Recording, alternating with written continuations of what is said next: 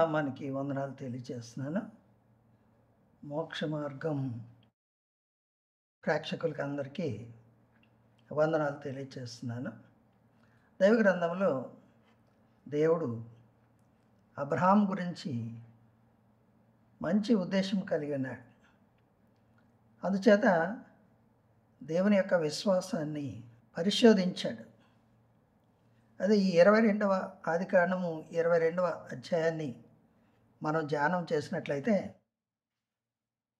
దాని వివరాలు పూర్తిగా అక్కడ కనబడుతున్నాయి. మొదటి వచనాన్ని మనం ఆలోచన చేసినట్లయితే, ఆ సంగతులు జరిగిన తరువాత దేవుడు అబ్రహామును పరిశోధించెను. ఎట్లనగా ఆయన అబ్రహామా అని పిలువగా అతడు చిత్తం ప్రభువా అనెను.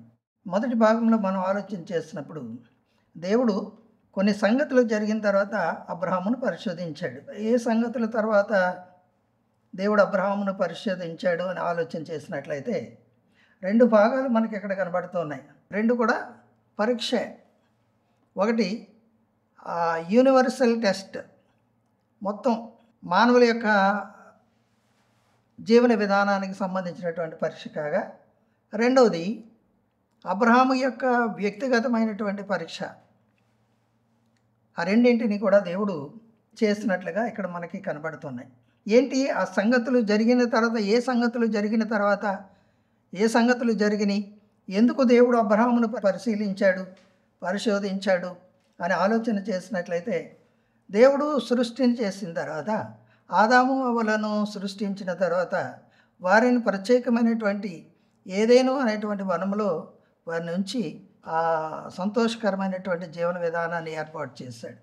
అయితే వారు పాపం చేసినందువలన వారు దానిలో నుండి దేవుడు బయటికి తప్పించాడు. మానవుని యొక్క జీవితాన్ని మనం చూసినట్లయితే, నోవహు కాలం వచ్చేటప్పటికి అక్కడ పాపము చేసి, ఇక్కడ రాసింది ఆదికాండం 6వ అధ్యాయంలో మనం చూసినట్లయితే, 6వ అధ్యాయం 5వ వచనం మనం ఆలోచన చేసినట్లయితే, వాళ్ళ యొక్క నరుల యొక్క పరిస్థితిని చూసినప్పుడు, భూమి మీద చెడుతనం గొప్పదనియు వారి హృదయము తలంపుల్లోని ఊహ అంతా కూడా చెడ్డదని యెహోవా ఎంతో బాధపడుతున్నాడు అన్నమాట. అందుకని ఏం చేశాడంటే, నోవహు టైంలో జలప్రయాణాన్ని తీసుకొచ్చి వారందరినీ నాశనం చేసినట్లుగా మనం చూస్తున్నాం. సరే, వారందరినీ నాశనం చేసి నోవహు కుటుంబాన్ని మాత్రమే ఆయన రక్షించాడు. ఆ తర్వాత మరలా కొంతకాలం జరిగిన తర్వాత ప్రజల యొక్క పాపము మరీ ఎక్కువైపోయింది. ఆదికాండం 9వ అధ్యాయంలో మనం చూసినట్లయితే లోతు సమయం వచ్చింది. లోతు కాలంలో లోతు కుటుంబము సొదొమ ప్రాంతంలో నివసిస్తూ ఉన్నాడు. 19వ అధ్యాయం 13వ వచనంలో మనం చూసినట్లయితే, మేము ఈ చోటు నాశనము చేయవచ్చితిమి, వారిని గూర్చిన మొర యెహోవా సన్నిధిలో గొప్పదాయను గనుక దానిని నాశనము చేయుటకు యెహోవా మమ్మను పంపినను అక్కడ దూతలు చెప్తా ఉన్నారన్నమాట. ఆ సొదొమలో ఉన్నటువంటి ప్రజలు చాలా పాపం చేసి దేవుడు శిక్ష విధించాలనేటువంటి పరిస్థితికి వాళ్ళు వచ్చినట్లుగా మనం అక్కడ చూస్తూ ఉన్నాం అనమాట. 4వ అధ్యాయంలో చూసినట్లయితే ఎలాంటి పరిస్థితి ఉందంటే, లోతును రక్షించడానికి 2 దేవదూతలు వచ్చారు. సొదొమని నాశనం చేయడానికి చేసే ముందు లోతు కుటుంబాన్ని రక్షించాలని, ఆ నాశనం నుండి తప్పించడానికి 2 దేవదూతలు వాళ్ళు వచ్చినప్పుడు ఆ ప్రాంతంలో ఉన్నటువంటి సొదొమలో ఉన్నటువంటి ప్రజల యొక్క పాప పరిస్థితి ఎలా ఉన్నదంటే, 4వ వచనంలో చూసినట్లయితే, 19వ అధ్యాయం 4వ వచనంలో చూసినట్లయితే, అందమైనటువంటి ఆ దూతలను చూసి బాలురు మొదలుకొని వృద్ధులు మనుషులు అందరూ కూడా వాళ్ళతో వ్యభిచారం చేయడానికి కోరుకుంటున్నాడంటే వారు ఎంత పాప స్థితిలో ఉన్నారో మనకి అర్థమవుతున్నది. కనుక దేవుడు ఏం చేశాడంటే, ఆ సొదొమ గొమొర్రా పట్టణాలని అగ్ని చేత నాశనం చేసి ఆ ప్రజలందరినీ కూడా మరణానికి అప్పగించాడనమాట. అంతకుముందు జరిగినటువంటి ఆ సంగతులన్నీ ఒకసారి దేవుడు జ్ఞాపకం చేసుకున్నప్పుడు, దేవుడు తన స్వహస్తాలతో చేసినటువంటి మానవుని ఇలా జలప్రళయం చేత, అగ్ని చేత నాశనం చేయడం వలన దేవునికి కొంత మనస్తాపం కలిగినట్లుగా మనం ఆలోచన చేస్తూ ఉన్నమాట. అందుచేత ఆ సంగతులు జరిగిన తర్వాత దేవుడు ఏం చేస్తాడంటే, ఇలా కాకుండా అగ్ని చేత కానీ జలము చేత కానీ నాశనము చేయకుండా తన కుమారుడైనటువంటి యేసు ప్రభువుని ప్రజల్ని రక్షించడానికి భూలోకానికి పంపించినట్లయితే బాగుంటుందేమో అని దేవుడు ఆలోచన చేసి, అయితే తన కుమారుడైనటువంటి యేసు ప్రభువుని నరులను రక్షించడానికి భూమి మీదకి పంపించడానికి నరులు అర్హులా కాదా అని పరీక్ష చేసుకోవడానికి దేవుడు ఆలోచన చేశాడు. భూమి మీద ఉన్నటువంటి ప్రజలందరిని గురించి ఒకసారి దర్శించినప్పుడు ఎవ్వరూ కనపడడం లేదు.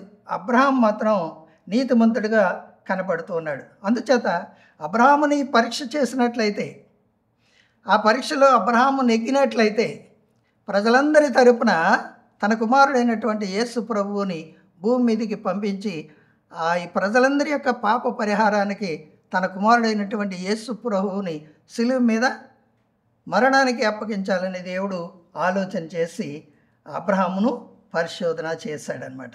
ఏ విధంగా పరిశీలన చేశాడు అంటే, తన కుమారుడు ఒకే ఒక కుమారుడైనటువంటి తాను ప్రేమిస్తున్నటువంటి కుమారుడైనటువంటి ఇస్సాకుని దహన బలిగా ఇమ్మని చెప్పాడు అనమాట. ఎందుకు అలా పరిశోధించాడు అనేది మనం ఆలోచన చేస్తాం. ఈ పరిశోధన అనేటువంటి విషయాన్ని మనం ఆలోచన చేసినట్లయితే నిర్గమకాండము 20వ అధ్యాయము 20వ వచనంలో మనం చూసినట్లయితే అక్కడ ఒక పరీక్ష కనబడుతుంది. పరిశోధన, పరీక్ష, పరిశీలన అని 3 మాటలు దీనిలో కనబడతా ఉన్నాయన్నమాట.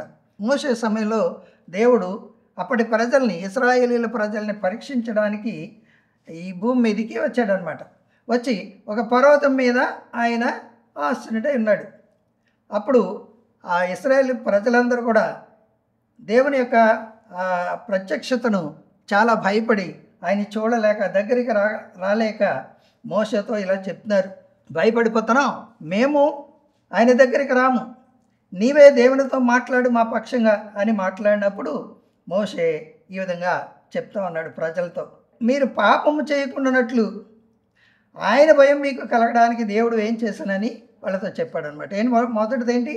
మీరు భయపడకుండా ఉండడానికి. రెండోది మిమ్మల్ని పరీక్షించడానికి. ఇంకోటి మీరు పాపం చేయకుండా ఉండడానికి. ఆయన భయం ఎలా ఉంటుందో మీకు తెలియచేయడానికి ఆయన వచ్చాడని అక్కడ తెలియచేసినట్లుగా మనం చూస్తున్నాడు అనమాట. ఇంకా ద్వితీయోపదేశకాండం 8వ అధ్యాయం 2వ వచనంలో కూడా మనం ఆలోచన చేసినట్లయితే మనల్ని ఆయన పరిశోధన చేస్తూ ఉన్నాడు అనేటువంటి విషయాన్ని అక్కడ మనం చూస్తున్నాం. ఎందుకు వాళ్ళని పరిశోధించడానికి, ఇశ్రాయేల్ని పరిశోధించడానికి వస్తున్నాడు, లేక మనల్ని పరిశోధించడానికి ఎందుకు వస్తున్నాడు అంటే, మనము ఆయన యొక్క ఆజ్ఞల్ని గైకుంటున్నామో లేదో చూడడానికి, మనల్ని శోధించడం అంటే మన హృదయంలో ఏముందో తెలుసుకోవడానికి.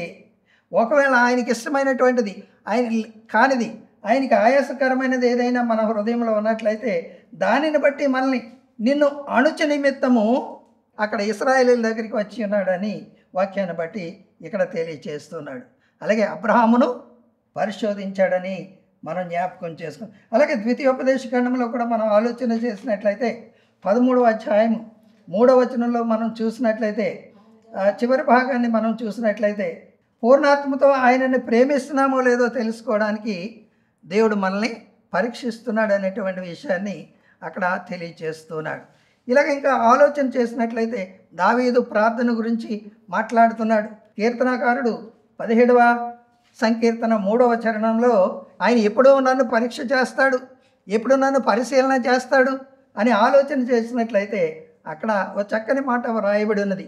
రాత్రి వేళ నీవు నన్ను దర్శించి నా హృదయమును పరిశీలించితివి, నన్ను పరిశోధించితివి, నీకు ఏ దురాలోచనయు కానరాలేదు.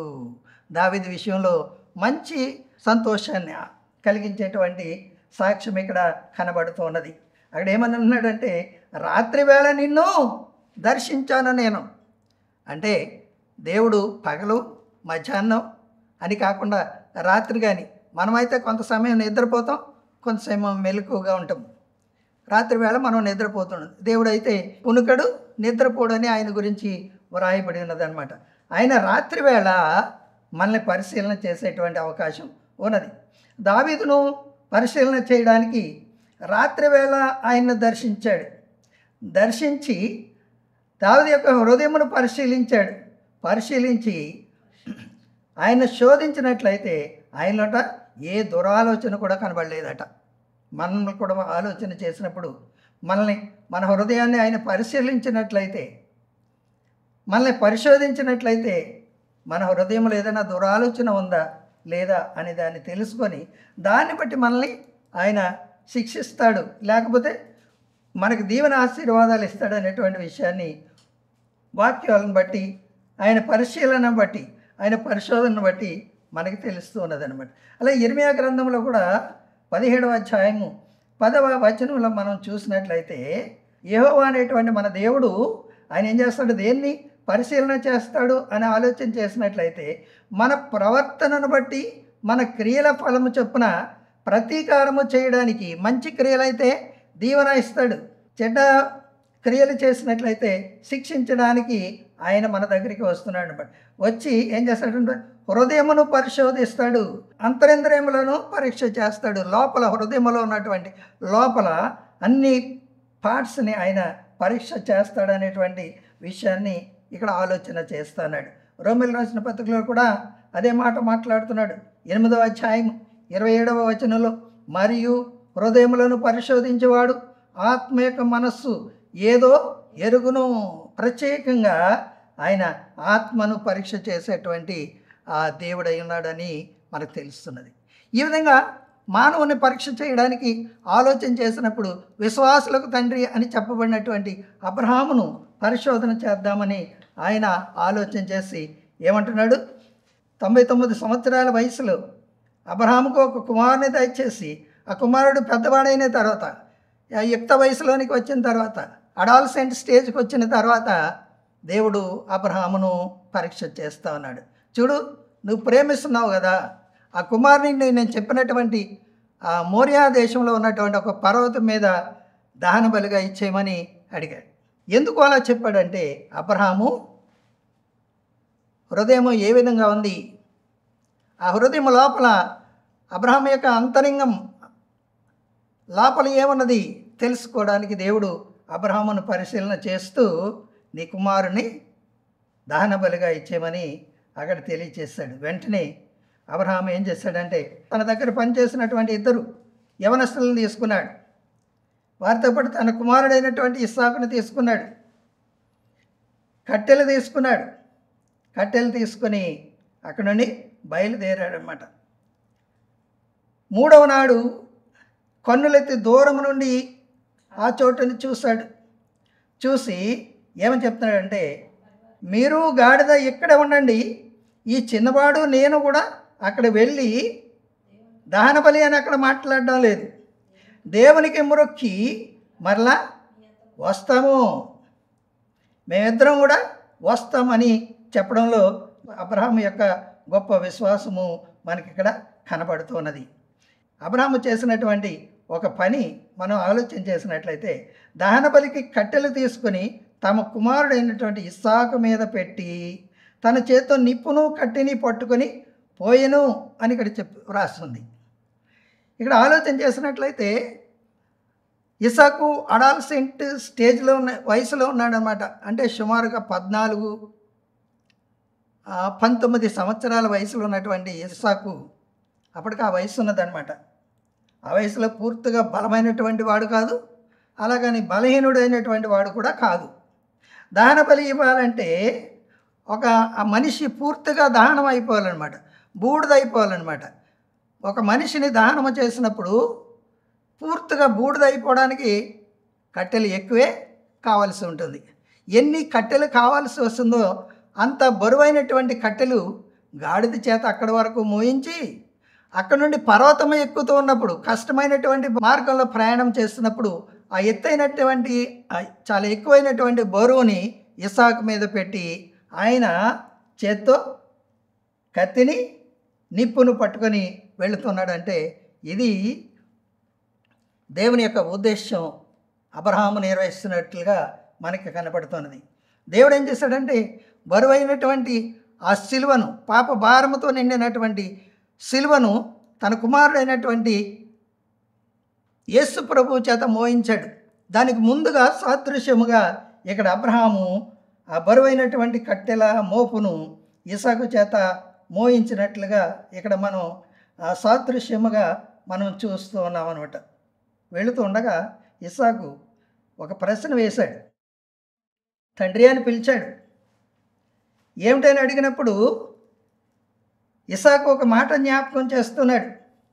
నిప్పును కట్టెలను ఉన్నవి కానీ దహనబలికి గొర్రెపిల్ల ఏది అని తండ్రిని అడుగుతూ ఉన్నాడు. ఎందుకంటే అప్పటికి చాలాసార్లు దహనబలి అర్పించినటువంటి సందర్భాల్లో ఇస్సాకు దేవుని తండ్రితో పాటు ఉన్నాడు. అందుచేత దహనబలి ఎలా ఇవ్వాలో ఏమేమి కావాలో ఇస్సాకుకి తెలుసు. అందుచేత తండ్రి ఒకవేళ మర్చిపోయాడేమో. నిప్పు ఉంది, కత్తి ఉంది, కట్టెలు ఉన్నాయి, కానీ అసలైనటువంటిది ముఖ్యమైనటువంటిది గొర్రెపిల్ల లేదు. ఒకవేళ తన తండ్రి మర్చిపోయాడేమో అనుకుని అడుగుతున్నాడు, గొర్రెపిల్ల ఏది అని. అయితే మామూలమైనటువంటి ప్రజలైతే ఒకవేళ అబ్రహాము ఆత్మీయంగా బలహీనుడైతే నిన్నే దేవుడు బలిమ్మని అడిగాడు గనుక నిన్నే అక్కడ బలివ్వాలని చెప్పి ఉండేవాడు. కానీ అబ్రహాము ఆత్మీయంగా చాలా విశ్వాసము కలిగినటువంటి వాడు గనుక అబ్రహాము ఏమని చెప్తున్నాడంటే, నా కుమారుడా, దేవుడే దహన బలికి గొర్రె పిల్లను చూసుకొనును అని అన్నాడు. అంటే ఇక్కడ అబ్రహాము యొక్క విశ్వాసము ఎంత గొప్పదో మనకు అర్థమవుతున్నది. ఎందుకంటే లేక కుమారుడు, నాకు ఒక కుమారుని దయచేయమని అబ్రహాము ప్రార్థించినప్పుడు, నీకు కుమారుని ఇస్తాను, నీ సంతానాన్ని అభివృద్ధి చేస్తాను, ఇసుక రేణువుల వలె నీ సంతానాన్ని అభివృద్ధి చేస్తాడు, నక్షత్రాల వలె నీ సంతానం అభివృద్ధి చేస్తానని చెప్పినటువంటి దేవుడు ఒకే ఒక కుమారుని ఇచ్చి, తర్వాత ఆ కుమారుడు యుక్త వయసులోనికి వచ్చిన తర్వాత ఆ కుమారుని బలి ఇచ్చేయమని కోరుతున్నాడు. అంటే ఏ పరిస్థితిలోనూ ఆ కుమారుని బలి ఇవ్వనీయుడు అనేటువంటి గొప్ప విశ్వాసం కలిగినటువంటి వాడు అబ్రహాము. అందుకని అబ్రహాం చెప్తున్నాడు, దేవుడే దహన బలికి గొర్రె పిల్లను చూసుకొనను అని చెప్పాను. తర్వాత మనం ఆలోచన చేసినట్లయితే నిజంగానే దేవుడు ఒక గొర్రె పిల్లను చూసుకున్నట్లుగా మనం ఆలోచన చేస్తున్నాం. పర్వతం మీదకి వెళ్ళిన తర్వాత అక్కడ ఏం చేస్తాడంటే బలిపీఠం కట్టాడు. కట్టి దాని మీద బలిపీఠం మీద కట్టెలు పేర్చాలి. ఆ కట్టెలు పేర్చడంలో తన కుమారుడైనటువంటి ఇస్సాకును బలివ్వడానికి కట్టెలు పేరుస్తున్నాడంటే ఏమాత్రము టెన్షన్ లేకుండా, ఏమాత్రం అనుమానం లేకుండా చక్కగా పేర్చాడట. కట్టెలు చక్కగా పేర్చి, అంటే అబ్రహాము యొక్క విశ్వాసము ఎంత గొప్పదో ఈ ఒక్కొక్క మాటను బట్టి మనకి అర్థమవుతున్నది. చక్కగా పేర్చిన తర్వాత ఏం చేశాడంటే తన కుమారుడగిన ఇస్సాకును బంధించాడు. బంధించి ఆ పీఠం పైన కట్టెల మీద ఉంచాడు. అప్పుడు కుమారుని పిలిచాడు, నాయనా ఇటురా. వచ్చిన తర్వాత చేతులు కట్టాడు. తర్వాత కాళ్ళు కట్టేశాడు. బలిచ్చేటప్పుడు చేతులు కట్టేయాలి, వెనక్కి మడిచి చేతులు కట్టేయాలి. తర్వాత కాళ్ళు కూడా కట్టేయాలి. కట్టేసి పండబెట్టి కట్టిన తర్వాత ఆవిడ పైకి లేపి కట్టెలు పేర్చినటువంటి ఆ బలిపీఠం మీద దాని మీద పండుగ పెట్టాలి. అప్పుడు అక్కడికి వెళ్ళిన తర్వాత అబ్రహాము ఇస్సాకు యొక్క చేతులు కాళ్ళు కడుతున్నప్పుడు అబ్రహాము ఒక ప్రశ్న అడిగి ఉండాలి తండ్రిని. తండ్రి, అక్కడ దహన బలి ఇవ్వడానికి గొర్రెపిల్ల లేదు కదా అని అడిగినప్పుడు దేవుడే చూసుకుంటాడని నువ్వు చెప్పావు కదా, మరి ఇప్పుడు నన్ను బంధిస్తున్నావేంటి అని ఇస్సాకు అడిగైనా ఉండాలి. లేదా యుక్త వయసులో ఉన్నాడు కనుక పారిపోవాలి. కానీ అబ్రహాము తన కుమారుడైనటువంటి ఇస్సాకుని చాలా భయభక్తులతో పెంచాడు. తండ్రి మాట జవదాటేవాడు కాదు. అబ్రహాము తన యొక్క కాళ్ళు చేతులు కడుతుంటే ఏమీ మాట్లాడకుండా అలాగే ఉండిపోయాడు అనమాట. అంటే అది ఇస్సాకు యేసుక్రీస్తుకి సాదృశ్యంగా ముందుగా కనబడుతున్నాడు. యేసు ప్రభువుని కొట్టి ఎంతో శ్రమలకు గురిచేసి సిలువేసినప్పుడు ఒక్క మాట కూడా ఆయన ఏమీ మాట్లాడు. పైగా తండ్రి వీరేం చేయుచున్నారో వీరెరుగరు కనుక వీరిని క్షమించుము అని చెప్పాడంటే రాబోతున్నటువంటి యేసు ప్రభు శ్రమలను అబ్రహాము ముందుగా ఇక్కడ మనందరికీ తెలియచేసినట్లుగా ఇక్కడ మనం ఈ వాక్య భాగాన్ని బట్టి మనం చూస్తూ ఉన్నాం అనమాట. వధించడానికి కత్తి పట్టుకున్నాడు. కత్తి పట్టుకొని ఇక్కడ ఆలోచన చేసే చాలా ఆశ్చర్యకరమైన విషయం మనకు అర్థమవుతున్నది. తన చెయ్యి చాపి కత్తి పట్టుకొనగా యెహోవా దూత పరలోకము నుండి అబ్రహామా అబ్రహామా అని అతని పిలిచెను. అందుకు అతడు చిత్తం ప్రభువా అనెను. ఇక్కడ మనం ఆలోచన చేసినట్లయితే అబ్రహాము కత్తి పట్టుకునేటప్పటికి పరలోకము నుండి దూత చూస్తున్నది. అంటే ఆలోచన చేసినట్లయితే 3 రోజుల ప్రయాణం, 3 రోజుల ప్రయాణంలో ఉన్నటువంటి పర్వతం మీదకి తీసుకొని వెళ్ళి అక్కడ దహన బలి అర్పించాలి. ఈ 3 రోజుల ప్రయాణంలో కానీ పర్వతం పైకి ఇస్సాకుతో పాటు పైకి వెళ్ళి ఆ దహన బలికి బలిపీఠాన్ని తయారు చేసినప్పుడు, కట్టినప్పుడు ఏ విధమైనటువంటి ఆలోచన అబ్రహాముకు రాలేదు. భయము కానీ, అయ్యో విచారము కానీ, తన కుమారుడిని బలిస్తున్నటువంటి విచారం కానీ ఎక్కడా రాకుండా దేవుడు తన దూతలతో పాటు పరలోకం నుండి అబ్రహాముని పరిశీలన చేస్తా ఉన్నాడు. అందుకని అంటున్నాడు, అబ్రహామును పరిశోధించెను. అంటే అబ్రహాము యొక్క హృదయంలో ఏముంది? ఈ 3 రోజుల ప్రయాణంలో కానీ ఆ పైన బలిపీఠము కట్టి కత్తి పట్టుకునేంత వరకు కూడా ఆయన ఆ పరిశోధన చేస్తున్నప్పుడు ఎక్కడా కూడా అబ్రహాము ఫెయిల్ కాలే. ఎప్పుడు దేవునికి వ్యతిరేకంగా ఆలోచనే ఆ హృదయంలోనికి రాలేదు. అంటే అబ్రహాము ఆ యొక్క విశ్వాసము దేవుని ఎదుట గెలిచినదని మనం ఆలోచన చేస్తున్నాం అన్నమాట.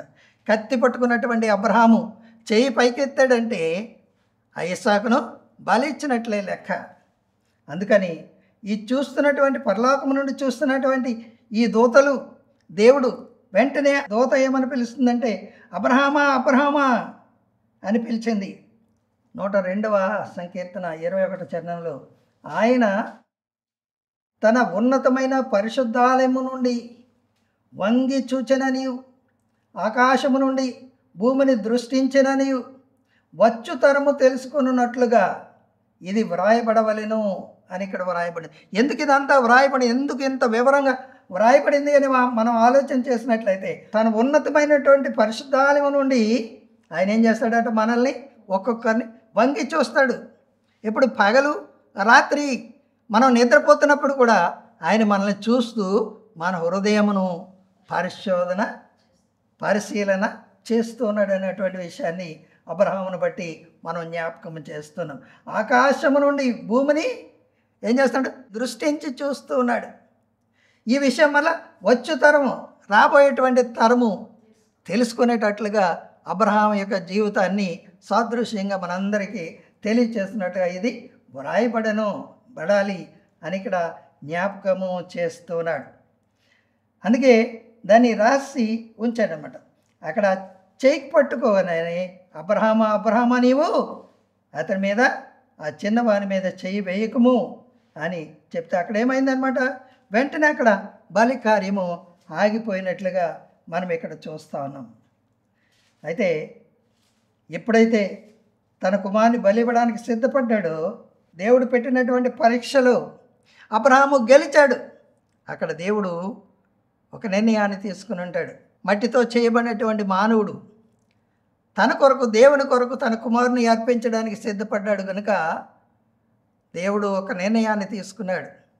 తన కుమారుడైనటువంటి యేసు ప్రభువుని, భూమి మీద ఉన్నటువంటి ప్రజలందరి యొక్క పాప పరిహారం కొరకు కుమారుడైనటువంటి యేసు ప్రభువుని బలిగా శిలువ మీద అర్పించడానికి మానవుడు అర్హుడే అని చెప్పి బహుశా దేవుడు అప్పుడే నిర్ణయము తీసుకుని ఉండొచ్చు.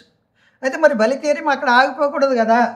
13వ వచనంలో మనం చూసినట్లయితే అప్పుడు మరి దహన బలి ఆగిపోయింది కాబట్టి తన కుమారుడైనటువంటి తన కుమారుడైనటువంటి ఇస్సాకుని దహన బలి ఆ పీఠం మీద నుంచి క్రిందికి దించి మరి ఎవరిని బలి ఇవ్వాలి అని ఆలోచన చేస్తున్నప్పుడు వెనుక తట్టున ఒక పొద ఉన్నది. ఆ పొదలో గొర్రె పొట్టేలు, మగ గొర్రె అన్నమాట, అది పొదలో చిక్కుకొని ఉన్నట్లుగా మనం చూస్తున్నాం. ఈ పొట్టేలు యొక్క కొమ్ములు ఇలా వంగి తిరిగి ఉంటాయన్నమాట, చుట్టుగా వెనక్కి తిరిగి ఉంటాయన్నమాట. ఆ పొద దట్టమైనటువంటిది. బహుశా అది దారి మర్చిపోయి ఆ పొదలోంచి దూరి అవతలకు వెళ్ళిపోవాలని వెళుతున్న సందర్భంలో అది పొదలో చిక్కుకుపోయింది. ముందుకు వెళ్ళలేకపోతుంది. బయటకు రావడానికి ఆ కొమ్ములు ఆ పొదలో చిక్కుకుపోతున్నాయి. అందుచేత ఆ పొట్టేలు ముందుకు వెళ్ళలేకపోతుంది, వెనక్కి వెళ్ళలేక అక్కడ ఆగిపోయింది. సరిగ్గా అదే సమయానికి అబ్రహాము చూశాడు. అబ్రహాముకి అవసరం, గొర్రెపెట్టేలు అవసరం కనుక తీసుకుని వచ్చి తన కుమారుడైనటువంటి ఇస్సాకుకు బదులుగా అబ్రహాము ఆ గొర్రె పొట్టేలను బలి ఇచ్చినట్లుగా మనం ఇక్కడ చూస్తూ ఉన్నాం అనమాట. ఇక్కడ ఆలోచన చేసినట్లయితే దేవుడు చేసినటువంటి ఈ పరిశోధనలో, ఈ పరీక్షలో అబ్రహాము గెలిచినట్లుగా మనం ఇక్కడ చూస్తున్నాం. అబ్రహాము ఈ పరీక్షలో గెలిచినందువలన ఏమి జరిగింది, దేవుడు ఏ ఉద్దేశం కలిగి ఉన్నాడు అని మనం ఆలోచన చేసినట్లయితే 12వ వచనంలో అంటున్నాడు కనుక అబ్రహాము దేవునికి భయపడేవాడు అనేటువంటి విషయం మొట్టమొదట తెలిసింది. ఇంకా 17వ వచనంలో మనం చూసినట్లయితే 3 ఆధిక్యతలు అబ్రహాము సంపాదించుకున్నాడు. మొదటిదేంటి, నీవు దేవునికి భయపడేవాడుగా నువ్వు నిరూపించుకున్నావు. రెండవది, నీ వలన, నీవు చేసిన ఈ కార్యం వలన నీవు నీ సంతానము ఆశీర్వదించబడతారు. అంటే నీ సంతానానికి ఆశీర్వాదము తెచ్చినటువంటి వాడుగా ఉన్నావు. మూడో దాంట్లో ఏమంటున్నాడంటే, నీ చేసినటువంటి ఈ కార్యం వలన ఈ భూమి మీద ఉన్నటువంటి అందరికీ కూడా అందరూ కూడా దీవించబడతారు, ఆశీర్వదించబడతారు. నీ సంతానాన్ని బట్టి భూమి మీద ఉన్నటువంటి జనులందరూ కూడా ఆశీర్వదించబడతారు అని తెలియజేస్తున్నాడు.